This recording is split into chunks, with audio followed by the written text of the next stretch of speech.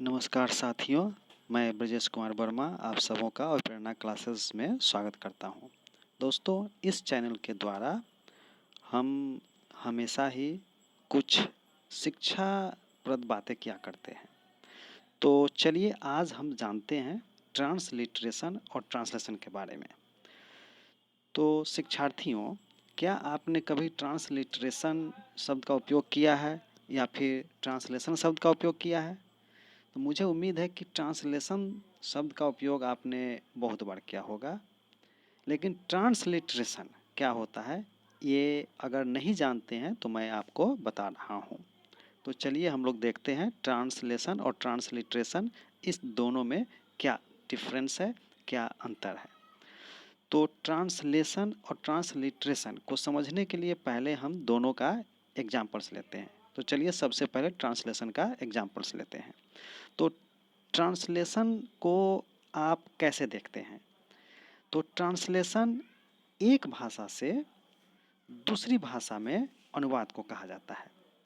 अनुवाद करने को ही अंग्रेजी में हम ट्रांसलेट कहते हैं, जिससे ट्रांसलेशन शब्द बना है। तो देखते हैं जैसे हिंदी के कुछ वाक्यों को तुम अच्छे हो, रामधनी है, इसको अंग्रेजी में आप कैसे लिखेंगे? तो तुम अच्छे हो के लिए लिखेंगे यू आर गुड, रामधनी है उसके लिए लिखेंगे राम इज रिच। तो यहाँ देखते हैं कि तुम अच्छे हो ये हिंदी के नियमानुसार क्रमबद्ध हैं और यू आर गुड ये इंग्लिश के नियमानुसार क्रमबद्ध है।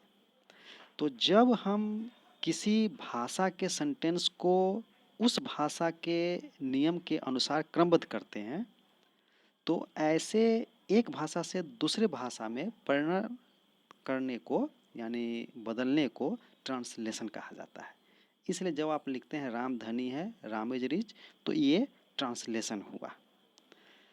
तो आशा है ट्रांसलेशन समझ में आ गया होगा, जिसका उपयोग आप सभी हमेशा ही करते होंगे, बनाने में करते होंगे, बोलचाल में करते होंगे। चलिए अब समझते हैं ट्रांसलिटरेशन को। तो ट्रांसलिटरेशन जैसे देखिए लिखा हुआ है तुम अच्छे हो, जो हम पहले देखे थे ट्रांसलेशन के अंतर्गत। तो इसको हिंदी में और इंग्लिश में दोनों में ही आप क्या देख रहे हैं? तुम अच्छे हो, तुम अच्छे हो, रामधनी है, रामधनी है। अब इस दोनों को पढ़िए। अगर आप अंग्रेजी वाले तुम अच्छे हो को पढ़ रहे हैं तो उसमें आपको आवाज़ कैसी आ रही है? आवाज़ आ रही है तुम अच्छे हो, मतलब कि सुनने वाले कह रहे हैं कि आप तो हिंदी बोल रहे हैं। तो आप बोल तो रहे हैं इंग्लिश, लेकिन सुनने वाले को समझ में आ रहा है कि वो हिंदी बोल रहे हैं।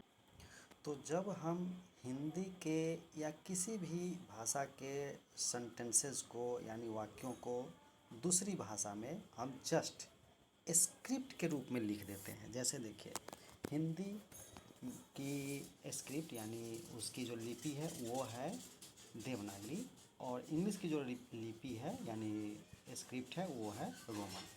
तो जब हम हिंदी की लिपि को अंग्रेजी की लिपि में परिणत करते हैं, इस तरह के जो रूपांतरण होते हैं उन्हें हम ट्रांसलिटरेशन कहते हैं। तो ट्रांसलेशन और ट्रांसलिटरेशन दोनों में क्या अंतर है ये आप समझ चुके होइएगा। यानी कहने का मतलब है कि जब एक भाषा के शब्द को दूसरी भाषा के शब्द के रूप में न लिख करके अपने ही भाषा के शब्दों को केवल स्क्रिप्ट बदल कर लिख देते हैं तो उसे हम ट्रांसलिटरेशन कहते हैं। और जब पूर्ण रूप से भाषा के वर्डों के अनुसार लिखेंगे तो वो ट्रांसलेशन कहलाएगा। ओके, तो आशा है ट्रांसलेशन और ट्रांसलिटरेशन दोनों में अंतर समझ में आ गया होगा। अब अगर ये वीडियो पसंद आए तो कृपया लाइक, शेयर और सब्सक्राइब ज़रूर करें। धन्यवाद, थैंक यू।